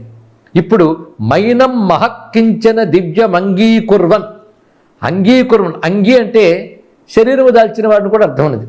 అంగీకరించాడు అంటే శరీరాన్ని స్వీకరించాడు. అంగీకరించాడు, స్వీకరించడం.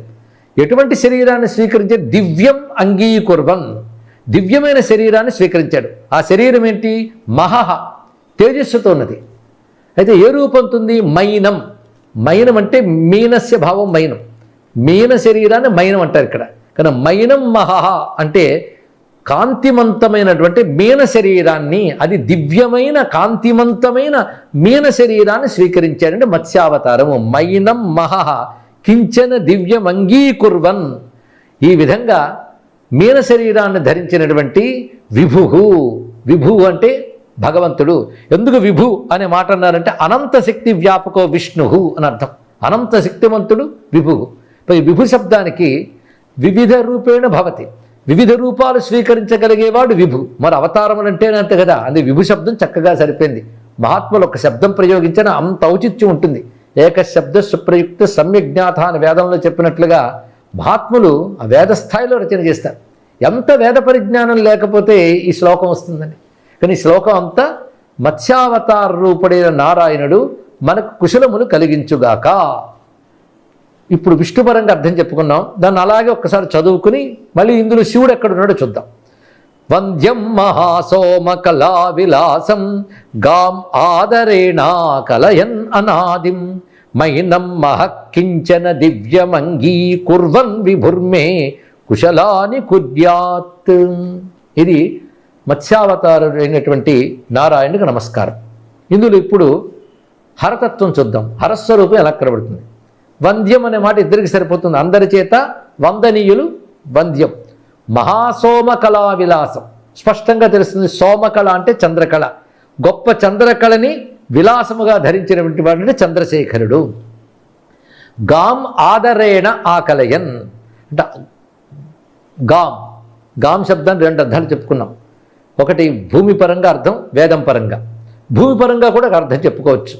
శివుని పరంగా చెప్పినప్పుడు కూడా భూమి అన్వయింపబడుతుంది. ఎందుకంటే ఆయన త్రిపురాసుర సంహారం చేసినప్పుడు భూమిని రథంగా చేసుకున్నాడు.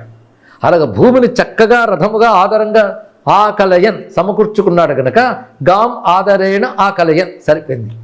ఇంకొక అర్థంలో వేదం పరంగా చెప్తే వేదములన్నీ శివస్వరూపాలుగా చెప్పబడుతున్నాయి కదా. వేద శివ శివో వేద. వేదం బ్రహ్మమును తెలియజేస్తుంది. బ్రహ్మమే వేద ప్రవర్తకుడు కనుక విష్ణుపరంగా శివపరంగా కూడా వేదములంటే చక్కగా ఉద్ధరించినవాడు. ఈ మాటకు శివపరంగా చెప్పచ్చు. ఎందుకంటే ఒకప్పుడు హయగ్రీవుడైన అసురుణ్ణి హయగ్రీవ రూపంతో సంహరించి వేదాలు ఉద్ధరించాడు విష్ణువు. మరొక సమయంలో సోమకాసురుని సంహరించి మత్స్యావతారంతో వేదాలను ఉద్ధరించాడు. ఈ రెండు భిన్న సందర్భాలు జరిగాయి. అలాగే మరొకసారి బ్రహ్మదేవుడికి పరమేశ్వరుడే వేదములు ఇచ్చినట్లుగా మనకి శ్వేతాశ్వత రూపనిషత్తులో మంత్రం ఉంది. యో బ్రహ్మాణం విదదాతి పూర్వం యో హి వేదాహ ప్రహిణోహి తస్మై తగుం హి దేవమాత్మబుద్ధి ప్రకాశం ముముక్షుర్వై శరణమహం ప్రపద్యే అంటూ దక్షిణామూర్తి రూపంతో ప్రథమత వేదములు ఆయన బ్రహ్మదేవుడికి ఇచ్చాడు అని చెప్తున్నారు. అయితే అది సత్యమా ఇది సత్యమా అంటే రెండూ సత్యములే. అందుకే మన ఆది గురువు అన్నప్పుడు నారాయణ సమారంభ సదాశివ సమారంభ రెండు అనడానికి మనకు అభ్యంతరం ఏమీ లేదు.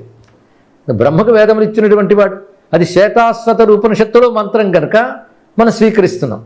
అయితే అది శివుడేని ఎలా చెప్తారు అంటే ఆ మంత్రముల యందే రుద్ర ఎత్తే దక్షిణం ముఖం తేన మాం పాహి నిత్యం యయి మా లోకాన్ ఈశత ఈశనీవిహి ఏకో రుద్రహ అద్వితీయాయతస్థే అంటూ రుద్ర సంబంధమైన మంత్రములు చెప్తూ బ్రహ్మకు వేదములు ఇచ్చాడు అని చెప్పినప్పుడు అలా బ్రహ్మముకు వేదములు ఇచ్చిన స్వరూపం రుద్ర ఎత్తే దక్షిణం ముఖం తేన మాం పాహి అంటే దక్షిణామూర్తి స్వరూపంగా మనం తీసుకోవాలి. ఆ విధంగా గాం ఆదరేణ అంటే వేదములను ఆధారముగా ఇచ్చినటువంటి వాడు. ఇంకోటి చెప్పుకున్నా భూమి రథం చేసుకున్నాడు. మూడవది తీసుకోవాలి. అందుకు మూడు అర్థాలు ఎందుకన్నామే. ఆ మూడు అర్థాల్లో గాం అంటే గోజాతి. గోవు అన్నప్పుడు వృషభము ధేనువు కూడా గోవే అవుతుంది. అందుకే వృషభాన్ని చక్కగా స్వీకరించి వెళుతున్న వృషభ వాహనారూఢుడు గనక గాం ఆదరేణ ఆకలయన్ అనాదిం అనాది అయిన విష్ణువుని లేదా అనాది అయిన శివుని నమస్కరిస్తున్నాను. తర్వాత మైనం మహక్కించిన దివ్యం అంగీకుర్వన్. అంగీకుర్వన్ అంటే స్వీకరించుట. ఎటువంటి స్వీకరించండి? దివ్యమైనది మహా తేజస్వరూపమైన మైనం. మైనం అంటే మేనాదేవి యొక్క కుమార్తె మైనం అని అర్థం. ఇక్కడ అంటే మేనాకు సంబంధించిన పార్వతీదేవిని స్వీకరించాడు అని అర్థం చూపించారు. ఇలా శివపరంగా అర్థం చక్కగా ఉన్నది. అలాంటి శివుడు మనకు కుశలాలు నిచ్చుగాక అంటూ అటు విష్ణుపరంగా ఇటు శివపరంగా గంభీరార్థములు తెలియజేస్తున్నాయి. మరొక్కసారి శ్లోకం చదువుకుందాం. వంద్యం మహాసోమ కళా విలాసం గామాదరేణాకలయన్ అనాదిం మైనం మహః కించన దివ్యమంగీకుర్వన్ విభుర్మే కుశలాని కుర్యాత్. మేనాదేవి నుంచి ఉద్భవించిన మహాదివ్యం మహా తేజస్వరూపిణి దివ్యమైన పార్వతీదేవిని స్వీకరించినటువంటి పరమేశ్వరుడు మన కుశలములిచ్చుగాక అని నమస్కారం చేసుకొని తర్వాత శ్లోకంలోకి పెడుతున్నాం. తర్వాత అవతారం అయినటువంటి కూర్మావతారం చెప్పబడుతుంది. యో మందరాగం దదదాతి తేయా సుధాభుజస్మాతనుతే విషాది స్వామద్రిలీలోచిత చారుమూర్తే కృపామపారాం సభవాన్ విధత్తాం.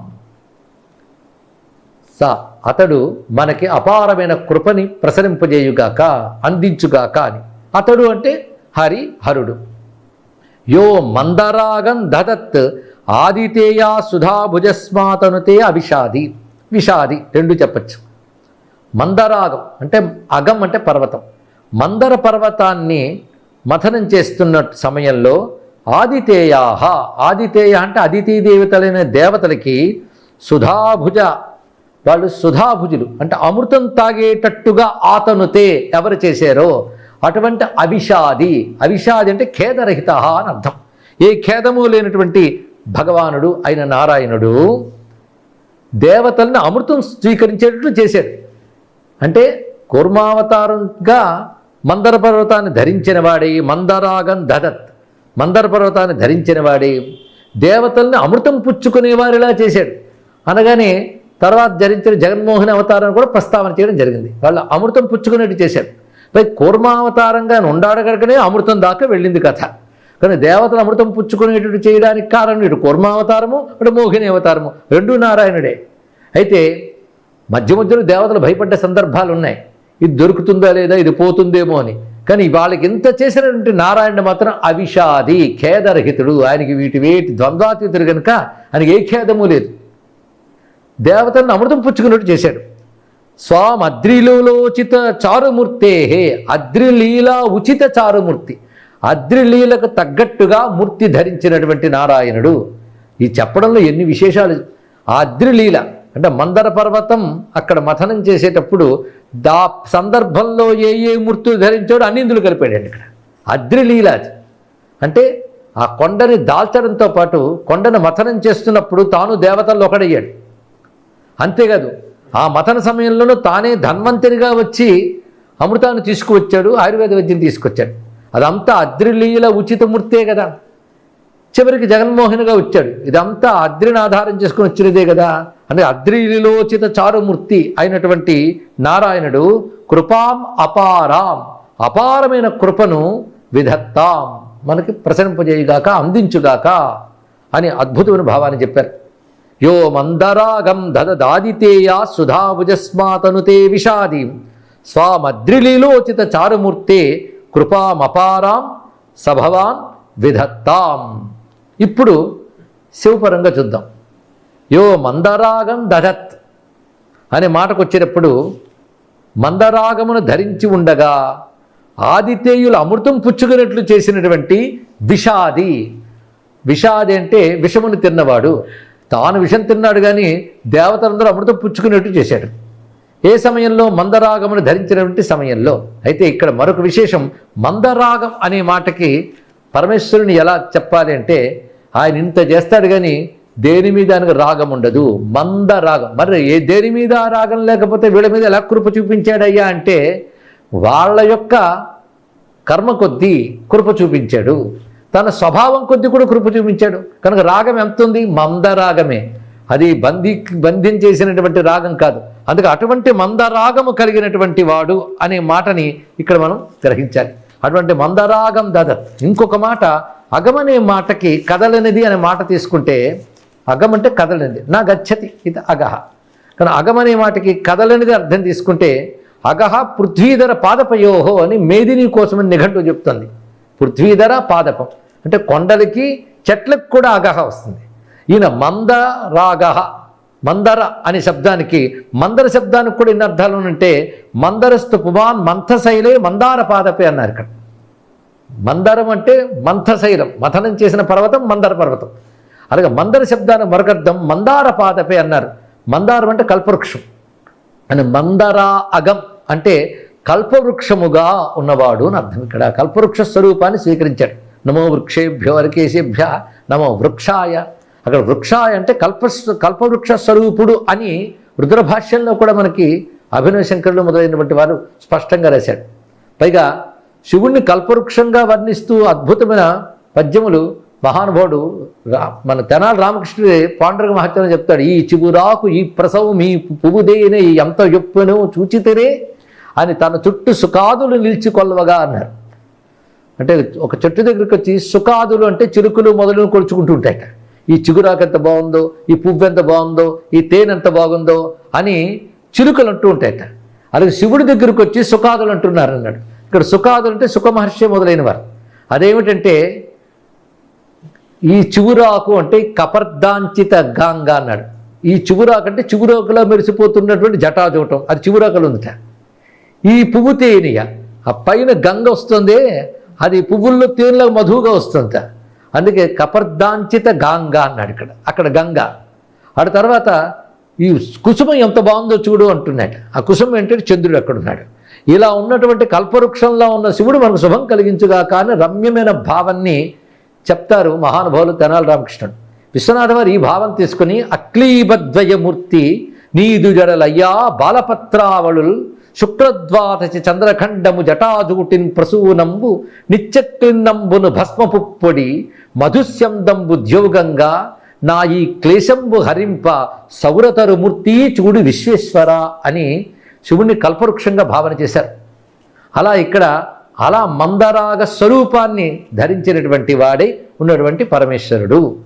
అలా మందరాగం దదత్, ఆయన వైరాగ్య స్వరూపుడు కనుక స్వతః శూన్యత్వా లోకదృష్టి కల్పతత్వాచ్చ స్వల్పోయో రాగస్తమిత్యర్థ అని భాష్యకారులు ఈ విధమైన అర్థాన్ని కూడా చూపించారు. అలా ఉన్నటువంటి వాడే ఆదిత్యేయులు అమృతం పుచ్చుకున్నట్టు చేశాడు, తాను మాత్రం విషం తీసుకున్నాడు అనడంలో శివుని యొక్క గొప్పతనం మరింత స్పష్టమవుతుంది. ఇక్కడ అమృతం పుచ్చుకుంటే కానీ వాళ్ళు అమరులు కాలేరు. అమృతం అవసరం లేకపోయినా అమరుడే, అంతేకాదు విషం పుచ్చుకున్న అమరుడే. అది గొప్ప విషయం అండి. ఇక్కడ అమృతం పుచ్చుకోకపోయినా అమరుడు అనడం వేరు, విషం పుచ్చుకున్న అమరుడే. అందుకే హాయిగా పుచ్చుకున్నాడు. ఆయన విషం పుచ్చుకున్న ఏం కాదని తెలుసు, ఎందుకంటే పేరే మృత్యుంజయుడు, అమృతేశ్వరుడు. అందుకే వాళ్ళ ఆవిడ కూడా ధైర్యంగా మింగన అంటే మింగమని కూడా చెప్పింది ఆవిడ. ఎందువల్లంటే ఆయన అమృత స్వరూపుడు, అమృతమే ఆయన.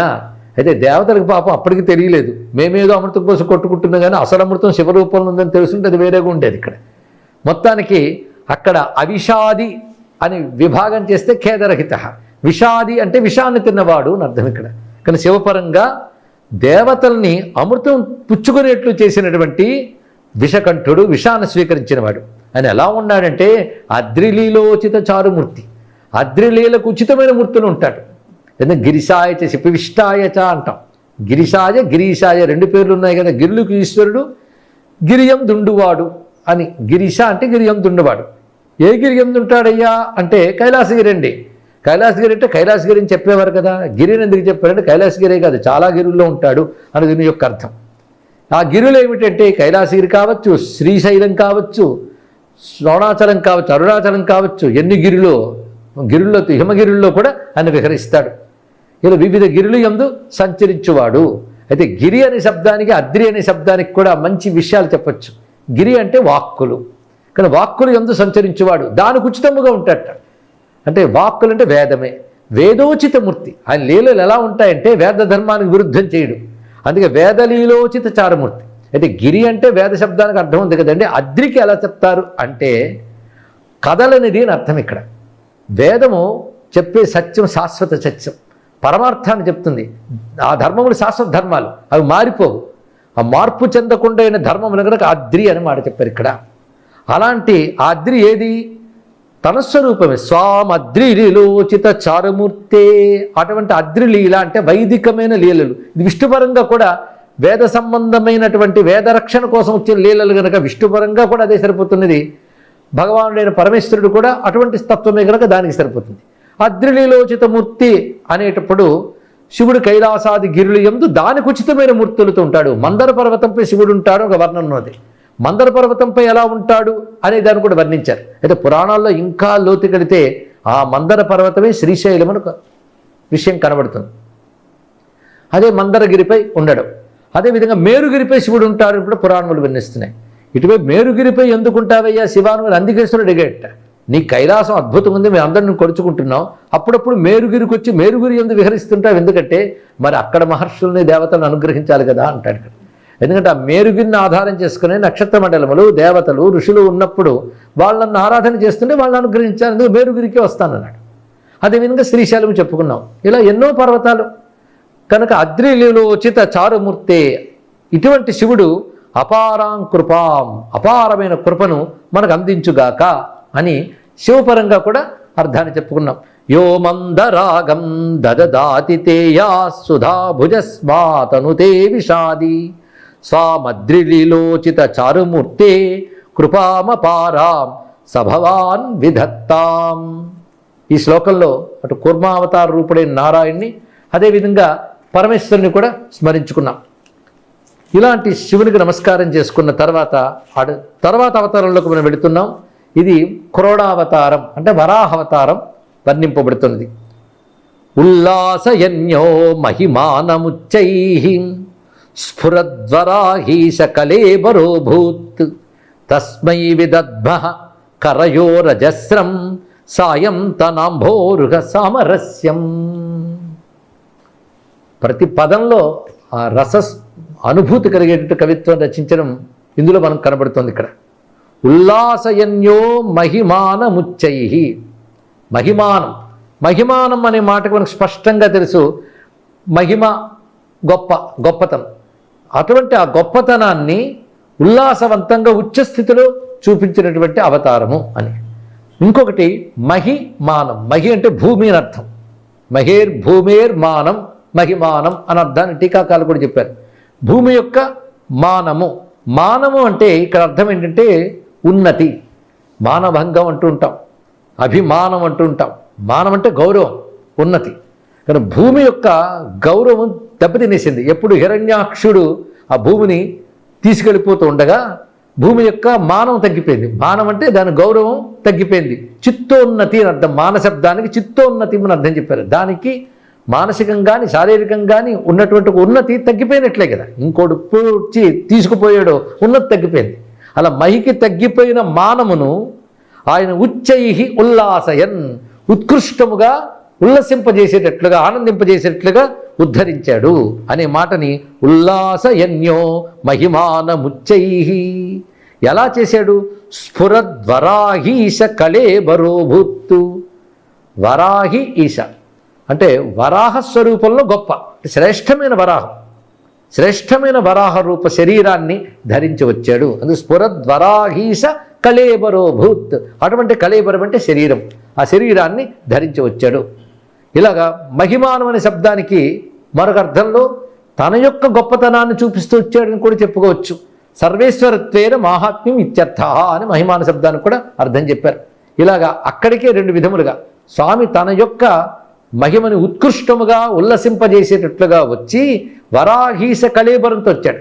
అలాంటి స్వామికి నేను నమస్కరిస్తున్నాను అంటే ఎంత అందంగా చెప్తున్నారంటే ఇక్కడ తస్మై విదద్మః కరయో రజస్రం సాయం తనంభోరుగ సామరస్యం. అతన్ని తలంచుకుంటే అదేమిటో నా రెండు చేతులు సాయంకాల పద్మాలు అయిపోతాయి అన్నాడు. ఆయన తలంచుకుంటే నా రెండు చేతులు సాయంకాల పద్మాలు అయిపోతాయంటే అర్థం ఏంటంటే సాయంకాల పద్మాలు ముడుచుకుపోతాయి కనుక రెండు చేతులు ఆయన తలంచుకోగానే ముడుచుకుంటాయంటే నమస్కరిస్తాయని అర్థం. ఇక్కడ ఆయనకి నా రెండు చేతులతో నమస్కరిస్తున్నాను, ముకులిత హస్తుడినై నమస్కరిస్తున్నాను. ఎవరిని? వరాహస్వామిని అని చెప్పారు ఇక్కడ. అయితే ఇది శివుని పరంగా చెప్పుకోవాలి కదా. శివుని పరంగా చెప్పినప్పుడు దీనికి అర్థం ఎలా వస్తుంది అంటే మహిమానం అంటే సర్వేశ్వరత్వేన మాహాత్మ్యం అని చెప్పుకున్నాం. అది పరమేశ్వరుడు చూపిస్తున్నాడు. అది ఉల్లాసయన్ న్యో మహిమానముచ్చై. అలాగే భూమి యొక్క మానం పెంచుట అంటే ఆ భూమిని రథముగా తీసుకువెళ్ళి దాని గౌరవాన్ని పెంచాడు కదా. ఆ తీసుకెళ్లేటప్పుడు ఉల్లాసయన్య దాన్ని చక్కగా ప్రకాశింపజేస్తూ ఉత్కృష్టముగా తీసుకువెళ్ళాడు కనుక భూమి రథమును నడిపినటువంటి త్రిపురాసుర సంహారమూర్తిని భావించవచ్చు. అంతేకాదు తన యొక్క సర్వేశ్వరత్వ మాహాత్మ్యాలని జనులు ఉల్లసించేటట్లుగా తను ఉల్లాసముగా ఉత్కృష్ట స్థితిలో ప్రకటించాడు కనుక రెండు విధాలుగా సరిపోతుంది. పైగా స్ఫురద్వరాహీశ కళేబరోభూత్ ఇక్కడ మనం తీసుకోవాలి. స్ఫురత్ అంటే స్ఫురింపజేస్తున్నాడు. ఎలాగంటే వర అహి ఈశ అన్నాడు ఇక్కడ. అహి అంటే సర్పము, వర అహి. వరాహి అంటే వారాహ శబ్దం వచ్చింది. వరాహీశ, వరాహ ఈశ కళేబరో, అక్కడ వరాహ శబ్దంగా చెప్పాం. వర అహి, అహి అంటే సర్పం అని అర్థం ఇక్కడ. వర అహీశ గొప్పదైన సర్పశ్రేష్ఠుడు, ఆ సర్పశ్రేష్టముల చేత అలంకృతమైన దేహం కలవాడు. వరాహీశ కళేబరహ అనే మాటకి ఇక్కడ ఈ విధంగా అర్థమని చెప్పుకోవచ్చు. అది వరాహీశో వాసుకి కళేబరే యస్యేతి వరాహీశ కళేబరహ అని వ్యుత్పత్తిని చెప్పారు పెద్దలు. కానీ వాసుకి మొదలైన దివ్య సర్పములు స్వామి శరీరంలో ఉండేవి మామూలు అహిలు కావు. వర అహి ఈశ గొప్ప పాములు, ఆ పాముల్లో మళ్ళీ రాజులు. అలా లెక్క కడితే 8 జాతుల పాములు స్వామి దగ్గర ఉంటాయని చెప్పారు. అవి అనంత, వాసుకి, తక్షక, కర్కోటక, శంఖ, కులిక, పద్మ, మహాపద్మ ఇది మహానాగుకుల భూషణాయ అని కూడా స్వామిని వర్ణిస్తూ చెప్తారు ఇక్కడ. ఇవన్నీ కూడా వర అహి ఈశ 3 లక్షణములు ఉన్నవి. గొప్పవైన సర్పములు, వాటిల్లో మళ్ళీ గొప్పవి. అంటే ఇవి 8 రకాల జాతులండి. ఆ జాతుల్లో నాయకుల్లా ఉంటారే వాళ్ళు శివునికి అలంకారాలుగా వచ్చున్నారు. అలాగా పాదముల మొదలు శిరస్సు వరకు, శిరస్సు వచ్చిన పాదం వరకు, ఆ భుజాలకి, ఆఖరికి మేకలకి జంధ్యానికి, కంఠానికి, అన్నిటికీ కాలిక అందెలుగా కూడా సర్పాలను అలంకరించుకున్నప్పుడు వర అహీశ కళేబరమేగా అయింది. అదొకటి. ఇంకొక అర్థంలో తెల్లగా ఉన్నాడు శివుడు. తెల్లగా ఎలా ఉన్నాడు? ఆ తెలుపు ఏమిటయ్యా అంటే అనంతుడు ఆదిశేషువు వర్ణం తెలుపు కనుక అయ్యను కూడా ఆ విధంగా ఆదిశేషుడు వర్ణమూలే తెల్లని శరీరంతో ఉన్నటువంటి వాడు వరాహీశ కళేబరో భూత్ అనేది సాదృశ్యంగా చెప్పినట్లు చెప్పవచ్చు. ఇలా ఒకే పదంలో విష్ణుపరంగా భావం ఉంది, శివపరంగా ఉన్నది. ఈ రెండింటిని మనం ఇక్కడ స్వీకరించి ఆ స్వరూపాన్ని నమస్కారం చేసుకుంటున్నాం. వాటి తర్వాత నరసింహస్వరూపంలోకి ప్రవేశిస్తున్నాం. ఈ నరసింహస్వరూపం వచ్చేప్పటికల్లా అత్యద్భుతమైన భావాన్ని ఇక్కడ ఆవిష్కరిస్తున్నారు. సమావహన్ కేసరితాంబరామ్యస్సురద్విషత్ కుంజరమాజఘాన ప్రహ్లాదముల్లాసితమాదధానం పంచాననం తం ప్రణుమ పురాణం. ఇక్కడ మనం ఏ పద్ధతిలో చెప్పుకుంటూ ఆ పద్ధతి ప్రకారంగా మరొక్కసారి వరాహీశ కళేబరాన్ని నమస్కారం చేసుకుందాం. ఉల్లాసయన్యో మహిమానముచ్చై స్ఫురద్వరాహీశ కళేబరో భూత్ తస్మై విదద్మః కరయోరజస్రం సాయం తనాంభోరుహ సామరస్యం అని వరాహస్వామికి నమస్కారం చేసుకుని ఇప్పుడు నృసింహస్వామి శ్లోకాన్ని చదువుకున్నాం. సమావహన్ కేసరితాం వరామ్యస్సురద్విషత్ కుంజరమాజఘాన ప్రహ్లాదముల్లాసితమాదధానం పంచాననం తం ప్రణుమ పురాణం. ఇక్కడ సమావహన్ అనే శబ్దానికి గొప్పగా స్వీకరించాడు. అలా స్వీకరించిన పురాణ రూపుడైన పంచాననుకి నమస్కారము అన్నారు. పంచాననం అంటే సింహవదను అర్థం. పంచాననోద్ధూత పావక జ్వాలలు భూనభుంతరమెల్ల భూరితముగా దంష్టాంకురాభీల ధగధగాయిత దీప్తి అసురేంద్రు నేత్రంబులంధములుగా కంటక సన్నిభోత్కటకేశరాహతి అభ్రసంగము భిన్నమై చలింప ప్రళయాభ్రచంచల ప్రకట భాస్వరములై కర నఖరోచులు క్రమ్ముదేర శటలు జడిపించి గర్జించి సంభ్రమించి దృష్టి సారించి బొమలు బంధించి కరలి జిహ్వయాడించి లంఘించి చేత నుడిసి పట్టే నరసింహుడు ఆ దితి పట్టిన దీప అని పోతన గారు వర్ణిస్తూ పంచాననోద్ధూత అని చెప్పారు. ఇక్కడ పంచాననం, ఆననం అంటే ముఖము అని అర్థం. పంచాననం అంటే విస్తరించిన ముఖము కలది. పచి విస్తారైన ధాతువు నుంచి వచ్చింది పంచశబ్దం ఇక్కడ. ఇక్కడ పంచానన అంటే విస్తరించిన వదనం కలిగినదని సింహానికి పేరు. అలాంటి పంచానన రూపంతో వచ్చిన పురాణునికి నమస్కారం. అంటే పురాణ పురుషుడు ఎప్పటివాడు నారాయణుడు, ఎప్పటివాడు అంటే పురాణ శబ్దం వచ్చింది. అయితే ఎప్పటికప్పుడు కొత్తగా ఉంటాడు కనుక పురాణ శబ్దం కూడా వస్తుంది. అయితే పురాణం అనే శబ్దానికి మంచి మాట ఏంటంటే సదైక రసం, అద్భుతమైన మాట అండి.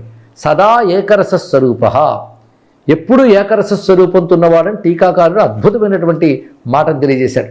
ఎప్పుడూ ఒకే స్వరూపం అయింది. అదేమిటి? ఆనంద, సచ్చిదానంద. ఇవాళుండి రేపు ఆనందంగా ఉండడు, ఎల్లుండి చెప్పలేము అని కాకుండా సదా ఏకరస స్వరూప అయినటువంటి నారాయణుడు. ఆయన సింహవదనంతో ప్రకాశించిన వాడు కనుక పంచాననంతం ప్రణుమ పురాణం. అటువంటి పంచాననుని నృసింహుని నమస్కరిస్తున్నాను. ఆయన స్వీకరించిన రూపం ఏంటి? కేసరితాం వరామ్యః. కేసరితాం అంటే కేసరి, కేసరి అంటే రుకేసరి అంట. అక్కడ కేసరి అంటే సింహం. ఆ సింహస్వరూపాన్ని తీసుకొచ్చాడు. మామూలు సింహ వరాం కేసరితాం, అలాంటి దాన్ని తీసుకొచ్చినటువంటి స్ఫురద్విషత్ కుంజరమాజఘానం. ఆయన చేసింది ఏంటంటే సురద్విషత్. సురద్విషత్ అంటే దేవతాద్వేషి అయినటువంటి కుంజరుడు. అంటే దేవతాద్వేషుల్లో కుంజరం వంటి వాడు. ఎవడైనా గొప్ప అన్నప్పుడు కుంజర శబ్దాన్ని వాడతారు ఇక్కడ. దేవతాద్వేషుడు రాక్షసులు, రాక్షస కుంజరుడండి. అంటే రాక్షసుల్లో చాలా గొప్పవాడు. అంటే హిరణ్యకశిపుడు నాజఘాన సంహరించాడు. ఎలాగూ కేసరితాం వరాం సమావహం, సింహరూపాన్ని స్వీకరించి నృసింహుడుగా వచ్చి రాక్షస కులంలో గొప్పవాడైనటువంటి హిరణ్యకశిపుడు సంహరించాడు. ఇక్కడ కుంజరతాం అని చెప్పడంలో ఇక్కడ గజంతో పోల్చడం ఎందుకంటే మదగజం అన్నమాట. రాక్షసుడి దుష్ట మదంతో కూడినటువంటి వాడు కనుక అలాంటి దుష్ట మద గజాన్ని కొట్టాడు. ఎప్పుడైనా గజాన్ని కొట్టేది సింహమే. అందుకే నృసింహుడు కనుక సింహం వస్తే ఏనుగునే కొట్టాలి కదా. ఆ ఏనుగు ఎవడయ్యా? అదిగో సిద్ధంగా ఉన్నాడు హిరణ్యకశిపుడు అని చెప్తూ ఆ హిరణ్యకశిపుడిని ఏనుగుని కొట్టిన సింహం. ఏనుగుని కొట్టగలిగే సింహం ఒక్కటే. అలాగే హిరణ్యకశిపుడిని ఎవడూ కొట్టలేడు. నృసింహుడు మాత్రమే. అది ఈ మాటను అంత చక్కగా చూపించారు ఇక్కడ. వచ్చి చేసిందేంటి? ప్రహ్లాదముల్లాసిత మాదధానం. ప్రహ్లాదుని ఆనందింపజేసినటువంటి స్వరూపము. అంటే ప్రహ్లాద వరద నారసింహ అన్నట్లుగా అటు ఎవరిని శిక్షించాడో తర్వాత ఎవరిని రక్షించాడో రెండింటినీ శ్లోకంలో చూపించారు. ఎందుకంటే నృసింహావతారం యొక్క ప్రత్యేకత అది.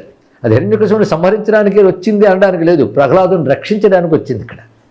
ప్రహ్లాదుడికి ఆయన అక్కడ బెదిరించి చెప్పాడు కదా, ఇవాళ నువ్వు చెప్పిన రూపంగాని కనబడకపోతే ఇతన్ని నిన్ను చంపేస్తానన్నాడు. అవునా లేదా?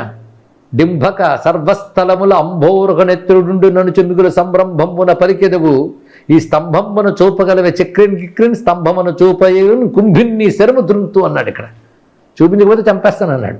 అప్పుడు నృసింహమూర్తి రాకపోతే ఏమవుతుంది? ప్రహ్లాదుడికి అయితే ఏమవుతుంది? అంటే ప్రహ్లాదుని రక్షించడానికి వచ్చాడు, హిరణ్యకశిపుని చంపడానికి కాదుట. కాదు హిరణ్యకశిపుని చంపడానికి వచ్చాడు. కాదు ప్రహ్లాదుని రక్షించడానికి వచ్చాడు. రెండు కలిపి ఒకే మాట అన్నారు పోతన గారు.